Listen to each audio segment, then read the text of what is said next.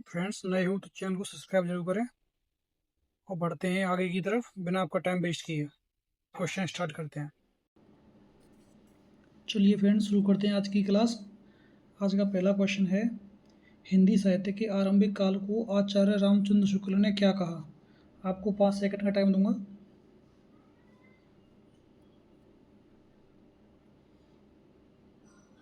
इसका सही जवाब है ऑप्शन नंबर सी, वीरगाथा काल। नेक्स्ट क्वेश्चन की ओर बढ़ते हैं। पृथ्वीराज रासो के रचनाकार कौन है? 5 सेकंड का टाइम है।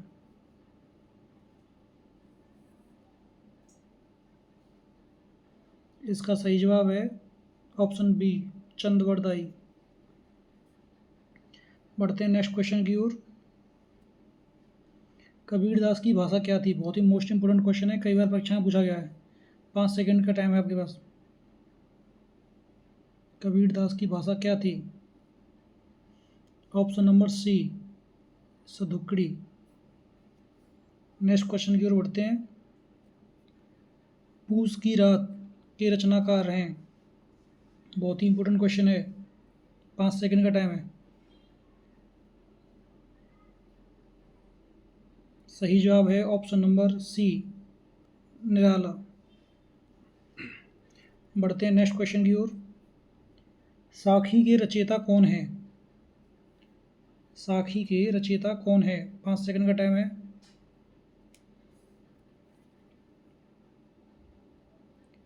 बढ़ते हैं, इसका जो आंसर है वो है, सही आंसर है option number C, Kabirdas. Next question की ओर बढ़ते हैं। चांद का मुंह टेढ़ा काव्य की रचयिता कौन है? 5 सेकंड का टाइम है।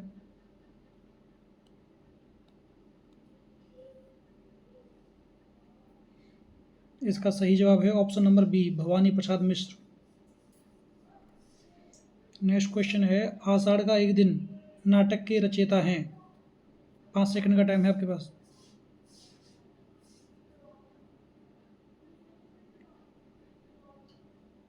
इसका सही जवाब है option number B, Bhishma Sahni. Next question की ओर बढ़ते हैं। यामा के रचयिता यामा के रचयिता कौन है? बहुत ही इंपॉर्टेंट प्रश्न है। 5 सेकंड का टाइम है। कमेंट करके जरूर बताएं जो भी आपका आंसर आ रहा है, और लास्ट में ये भी बताएं कि आपके कितने क्वेश्चन सही हो रहे हैं। यूपी पुलिस की परीक्षा में इसमें से कोई ना कोई क्वेश्चन प्रश्न पक्का आएगा आपका। और इस क्लास के बाद में मैं जितनी भी राइटर हैं इंपॉर्टेंट, उनकी सारी पुस्तकें कराऊंगा ट्रिक के साथ में, डिटेल में। तो यामा की रचयिता हैं यामा। इसका सही आंसर है option number C, Mahadevi Verma. Next question है, रंगभूमि उपन्यास के रचनाकार कौन है? 5 सेकंड का टाइम है।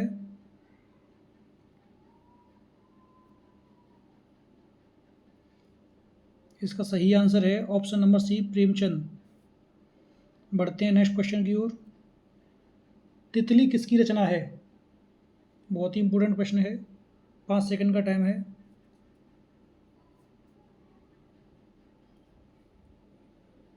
जिसने इसका आंसर ए दिया है वो बिल्कुल सही है, option number A, Jaishankar Prasad. Next question है, अतीत के चलचित्र के रचयिता कौन हैं? कई बार परीक्षा में पूछा गया प्रश्न है। 5 सेकंड का टाइम है।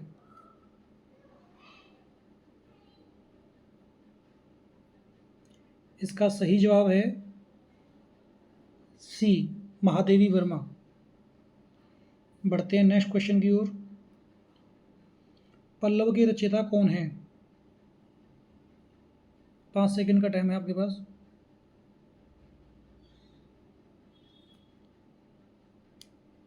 इसका सही जवाब है option number A. Next question है, निर्गुण भक्ति काव्य का प्रमुख कवि कौन है? बहुत ही इंपॉर्टेंट प्रश्न है। निर्गुण भक्ति काव्य का प्रमुख कवि, 5 सेकंड का टाइम है।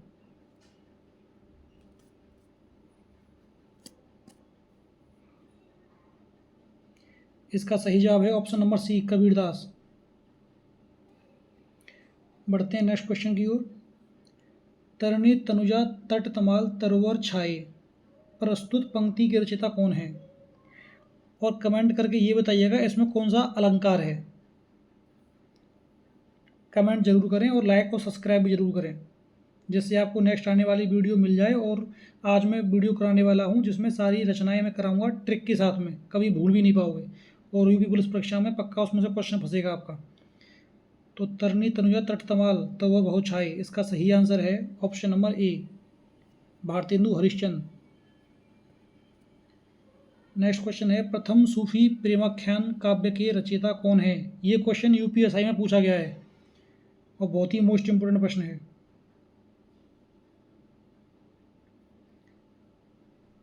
तो इसका सही जवाब है ऑप्शन नंबर सी, मुल्ला दाऊद। नेक्स्ट क्वेश्चन है, हिंदी के सर्वप्रथम प्रकाशित पत्र का नाम क्या है? मोस्ट इंपोर्टेंट प्रश्न। और कमेंट करके ये बताइएगा कि ये जो प्रकाशित हुआ था पत्र कहाँ से हुआ था और किस सन में हुआ था और किन के द्वारा किया गया था। तो इसका सही जवाब है ऑप्शन नंबर बी, उद्दंड मार्तंड। बहुत ही मोस्ट इंपोर्टेंट प्रश्न है, परीक्षाओं में काफ़ी बार पूछा गया है। छायावाद के प्रवर्तक का नाम बताइए। और मैं आपको एक सलाह दूंगा, सारे जितने भी प्रवर्तक हैं सबको याद कर लीजिएगा। मैं नेक्स्ट वीडियो में सारे प्रवर्तक करा दूंगा आपको और उनके मोस्ट इंपोर्टेंट कभी भी करा दूंगा। तो छायावाद के प्रवर्तक का नाम क्या है? इसका सही जवाब है option number D, Jaishankar Prasad. Next question है, प्रेमचंद के अधूरे उपन्यास का नाम क्या है? बहुत ही मोस्ट इंपोर्टेंट प्रश्न है। प्रेमचंद के अधूरे उपन्यास का नाम, 5 सेकंड का टाइम है। इसका सही जवाब है ऑप्शन नंबर सी, मंगलसूत्र। जिसने इसका जवाब दिया है वो उसकी तैयारी काफ़ी अच्छी होगी। मंगलसूत्र। आगे बढ़ते हैं। रामधारी सिंह दिनकर को भारतीय ज्ञानपीठ पुरस्कार प्राप्त हुआ था, यानी कि किस रचना के लिए इनको ज्ञानपीठ पुरस्कार मिला है? 5 सेकंड का टाइम है।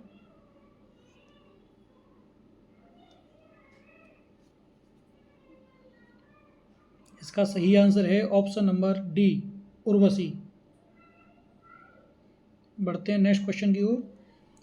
हिंदी साहित्य के इतिहास में सर्वप्रथम लेखक का नाम बताइए, यानी जो साहित्य का इतिहास लिखा है सर्वप्रथम किसने लिखा? बहुत ही मोस्ट इंपोर्टेंट प्रश्न है, कई परीक्षाओं में पूछा गया है। और जिसको पता हो कमेंट करके ये बताना कि इन्होंने किस पुस्तक में वर्णन किया है। 5 सेकंड का टाइम है आपके पास।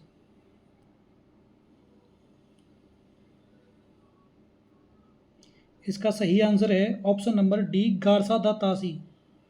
पुस्तक का नाम बताइएगा, जो बता देगा वह ये मान लो विनर है आज का। नेक्स्ट है, पद्मावत किसकी रचना है? ये क्वेश्चन सभी का सही होना चाहिए, जिसने क्वेश्चन गलत किया तो ये मान लो उसकी तैयारी बहुत ही डाउन है। पद्मावत किसकी रचना है? बिल्कुल सही, आपने जवाब दिया है डी, तो आप बिल्कुल सही हैं, मलिक मोहम्मद जायसी पूरा नाम है। डी ऑप्शन इसका सही है। नेक्स्ट क्वेश्चन की ओर बढ़ते हैं। संस्कृति के 4 अध्याय बहुत ही मोस्ट इंपोर्टेंट पुस्तक है, और आप ये बताइएगा संस्कृति के 4 अध्याय को कौन सा पुरस्कार मिल चुका है और किस सन में मिला है?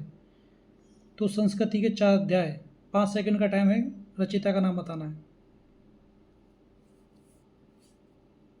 तो इसका सही जवाब है option number A, Ramdhari Singh Dinkar. Next question की ओर बढ़ते हैं। अशोक के फूल, अशोक के फूल के रचनाकार कौन है? 5 सेकंड का टाइम है आपके पास।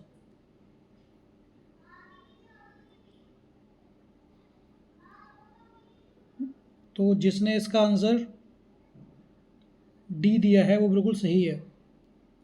नेक्स्ट क्वेश्चन की ओर बढ़ते हैं। क्वेश्चन नंबर 24, झरना के रचनाकार कौन है? बहुत ही मोस्ट इंपोर्टेंट है, झरना के रचनाकार। 5 सेकंड का टाइम है। अपना आंसर कमेंट करते रहिए जिससे पता चलता रहे, और टोटल क्वेश्चन बताइए कितने हो रहे हैं। तो इसका सही आंसर है ऑप्शन नंबर सी, जयशंकर प्रसाद। नेक्स्ट क्वेश्चन है 25। मैं आपसे फिर कह रहा हूँ चैनल को सब्सक्राइब कर लो और बेल आइकन को दबा लेना। मैं आज शाम को या कल सुबह लेखक और उनकी रचनाओं की पूरी ट्रिक के साथ में वीडियो लेके आऊँगा, जो आपको वीडियो देखते ही याद हो जाएंगी, आपको रटने की ज़रूरत नहीं पड़ेगी। तो सब्सक्राइब जरूर करें और बेल आइकन भी दबा लें। तो इसका सही आंसर है भारत भारती काव्य के रचनाकार हैं। इसका सही आंसर है ऑप्शन नंबर सी, मैथिली शरण गुप्त। नेक्स्ट क्वेश्चन है, दोहा कोश के रचयिता कौन है? 5 सेकंड का टाइम है आपके पास, कमेंट करते रहिएगा। इसका सही आंसर है ऑप्शन नंबर सी, सरहपा। बढ़ते हैं नेक्स्ट क्वेश्चन की ओर। पंच परमेश्वर कहानी के लेखक हैं, बहुत ही अच्छी है ये और अच्छी पुस्तक है, आने की बहुत उम्मीद रहती है इसकी, कई बार पूछा भी गया है। पंच परमेश्वर कहानी के लेखक हैं। 5 सेकंड का टाइम है आपके पास, जल्दी जल्दी बताते रहिए। इसका सही आंसर है ऑप्शन नंबर बी, प्रेमचंद। बढ़ते हैं नेक्स्ट क्वेश्चन की ओर। रानी केतकी की कहानी के रचयिता कौन है? बहुत ही मोस्ट इम्पोर्टेंट है, कई बार परीक्षाओं में पूछा भी गया है। रानी केतकी की कहानी का रचयिता कौन है? 5 सेकंड का टाइम है,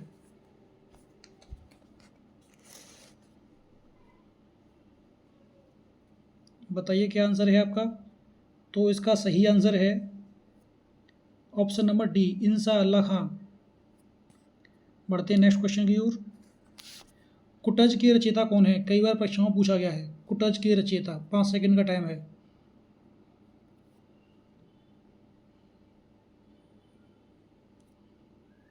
इसका सही जवाब है option number B, Hazari Prasad Dwivedi.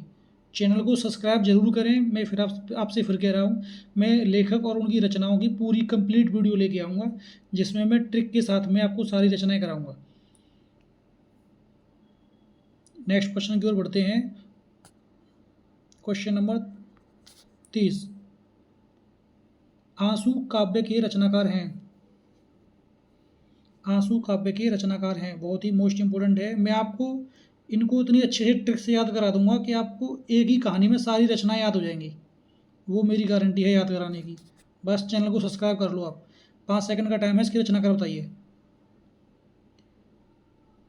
आंसू काव्य के रचनाकार, इसका सही आंसर है जयशंकर प्रसाद। बढ़ते हैं नेक्स्ट क्वेश्चन की ओर। रामचरितमानस की भाषा क्या है? ये यूपीएससी में पूछा गया था क्वेश्चन, अच्छा प्रश्न है। और रामचरितमानस और रामायण, इनके अच्छे से कर लेना, इनकी जो रचयिता कौन कौन है। तो मैंने पूछा है रामचरितमानस की भाषा क्या है। 5 सेकंड का टाइम है आपके पास, इसका सही आंसर है ऑप्शन नंबर डी, अवधी। बढ़ते हैं नेक्स्ट क्वेश्चन की ओर। हिंदी का आदि कवि किसे माना जाता है? मोस्ट इंपोर्टेंट, हिंदी का आदि कवि किसे माना जाता है? 5 सेकंड का टाइम है आपके पास, इसका सही जवाब है ऑप्शन नंबर सी, स्वयंभू। बढ़ते हैं नेक्स्ट क्वेश्चन की ओर।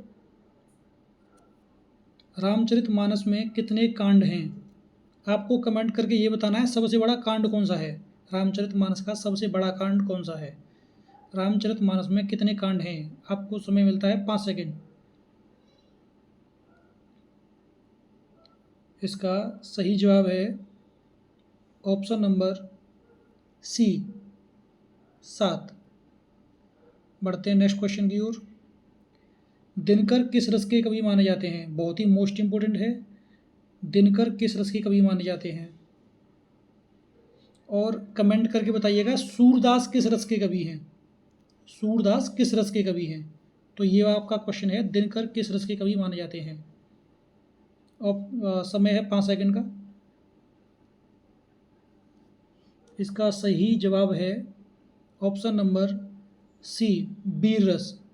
और कमेंट करके बताइए बीर रस का स्थायी भाव क्या है और बीर रस के देवता कौन हैं। बढ़ते हैं नेक्स्ट क्वेश्चन की ओर। किस काल को स्वर्ण काल कहा जाता है? बहुत ही अच्छा प्रश्न है, किस काल को स्वर्ण काल कहा जाता है? समय है 5 सेकंड, इसका सही जवाब है ऑप्शन नंबर बी, भक्ति काल। बढ़ते हैं नेक्स्ट क्वेश्चन की ओर।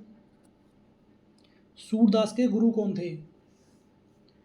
सूरदास के गुरु कौन थे? मैं आपको ये जो लेखक हैं उनके गुरुओं के नाम ट्रिक से याद करा दूंगा।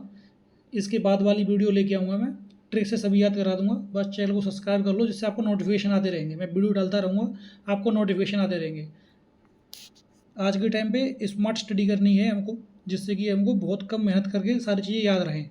तो रटना नहीं है, अच्छे से याद करना है, प्रैक्टिकल तौर पे याद करना है, जो लंबे समय तक हमारे दिमाग में रहें। तो इसका सही आंसर है सूरदास के गुरु कौन थे? इसका सही आंसर है ऑप्शन नंबर डी, बल्लवाचार। बढ़ते हैं नेक्स्ट क्वेश्चन की ओर। कामायनी किस प्रकार का ग्रंथ है?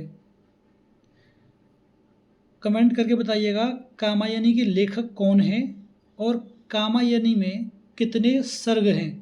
बहुत ही इम्पोर्टेंट प्रश्न है, पूछा गया है कामायनी में कितने सर्ग हैं। तो कामायनी किस प्रकार का ग्रंथ है? 5 सेकंड का टाइम है आपके पास।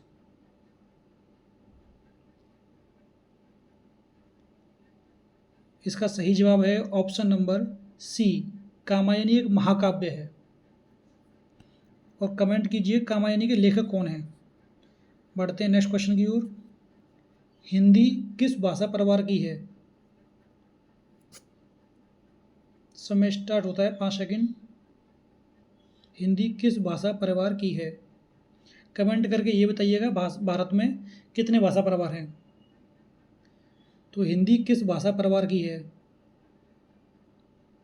तो इसका सही जवाब है ऑप्शन नंबर ए, भारोपीय। बढ़ते हैं नेक्स्ट क्वेश्चन की ओर। भारत में सबसे अधिक बोले जाने वाली भाषा कौन सी है? समय है 5 सेकंड।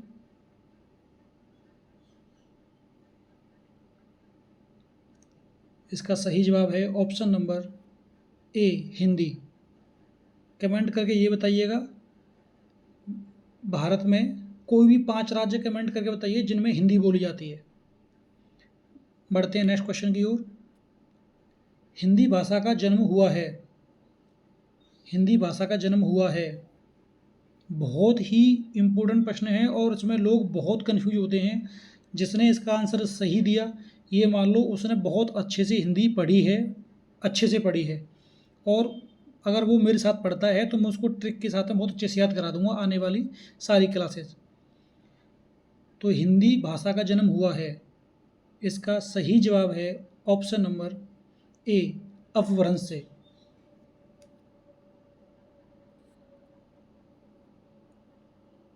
ये संस्कृत, पाली, प्राकृत, अपभ्रंश, अवहट, हिंदी, ये इनका क्रम है। मैं आपको सारे क्रम याद करा दूंगा। इसमें अवहट नहीं है, अपभ्रंश दिया हुआ है तो हम अपभ्रंश ही करेंगे। इसका सही जवाब है ऑप्शन नंबर ए, अपभ्रंश। बढ़ते हैं नेक्स्ट क्वेश्चन की ओर। भारतवर्ष में हिंदी को आप किस वर्ग में रखेंगे? इसमें लोग बहुत कन्फ्यूज हो जाते हैं। भारतवर्ष में हिंदी को आप किस वर्ग में रखेंगे? ऑप्शन दिए हैं राजभाषा, राष्ट्रभाषा, विभाषा या तकनीक भाषा। टाइम 5 सेकंड है, अच्छा प्रश्न है।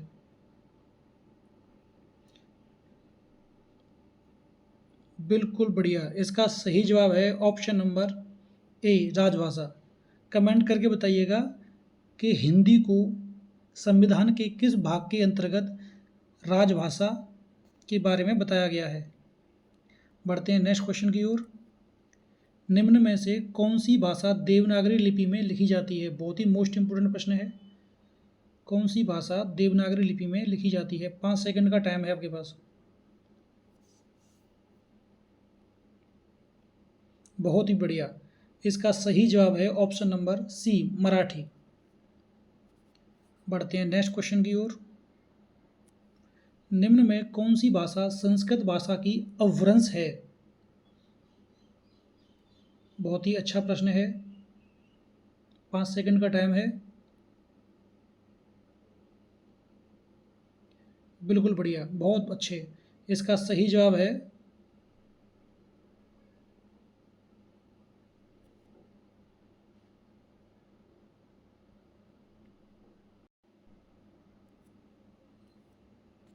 तो निम्न में से कौन सी भाषा संस्कृत भाषा की अपभ्रंश है? इसका सही जवाब है ऑप्शन नंबर डी, पाली भाषा।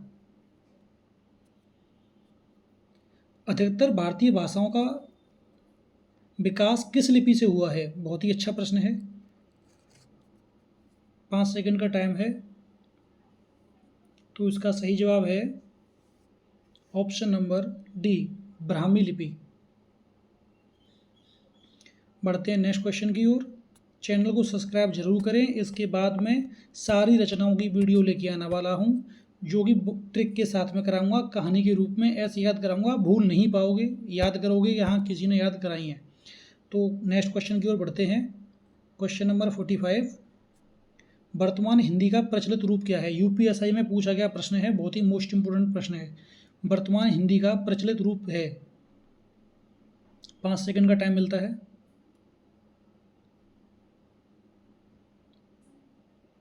इसका सही जवाब है ऑप्शन नंबर सी, खड़ी बोली। बढ़ते हैं नेक्स्ट क्वेश्चन की ओर। हिंदी भाषा की बोलियों के वर्गीकरण के आधार पर छत्तीसगढ़ी बोली है, यानी छत्तीसगढ़ी बोली किसके अंतर्गत आती है? पूर्वी हिंदी, पश्चिमी हिंदी, पहाड़ी हिंदी, राजस्थानी हिंदी। 5 सेकंड का टाइम है।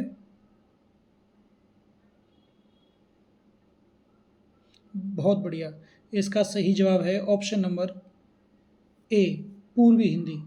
और कमेंट करके ये बताइए पूर्वी हिंदी में छत्तीसगढ़ी के अलावा और कौन सी भाषाएं आती हैं। बढ़ते हैं नेक्स्ट क्वेश्चन की ओर। भारतीय संविधान में किन अनुच्छेदों में राजभाषा संबंधी प्रावधानों का उल्लेख किया गया है? 5 सेकंड का टाइम है आपके पास।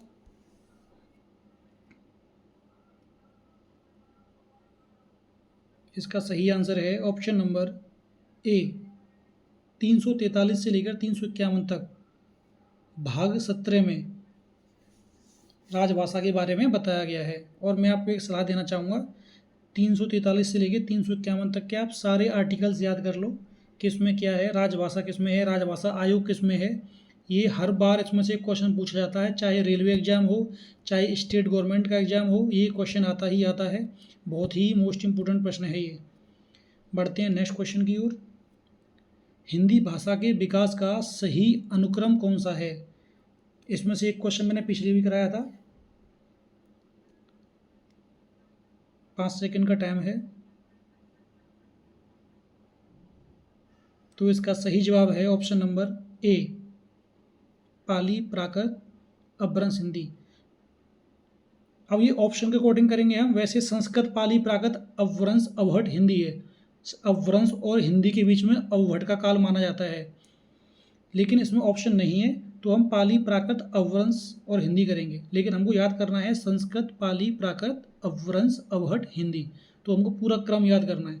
संस्कृत को भी अलग अलग भागों में बांट दिया गया है, लेकिन हमको नॉर्मली याद कर लेना है। संस्कृत है, पाली है, प्राकृत है, अपभ्रंश है, अवहट है, हिंदी।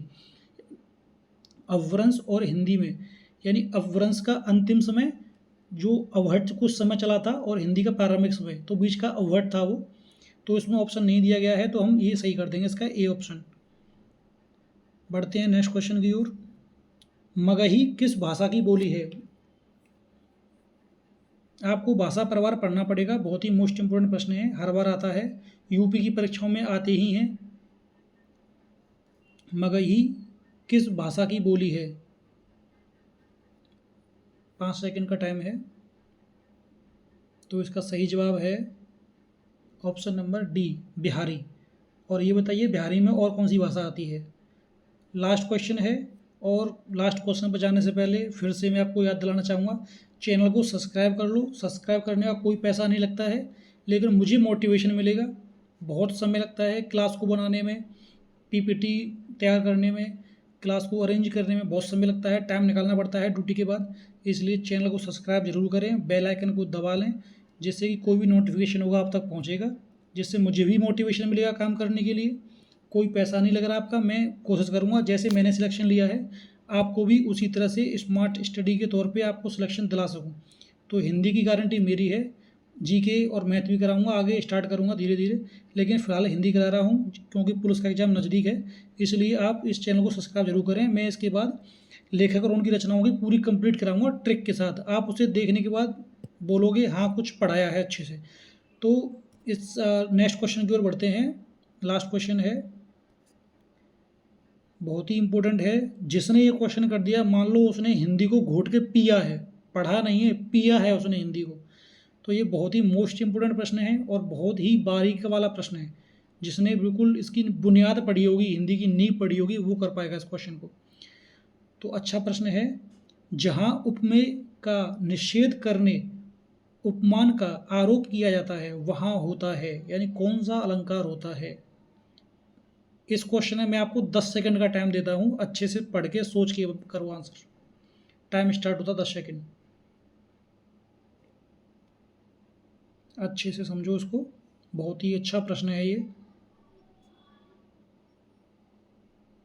तो जिन लोगों ने इसका आंसर ए दिया है वो गलत हैं।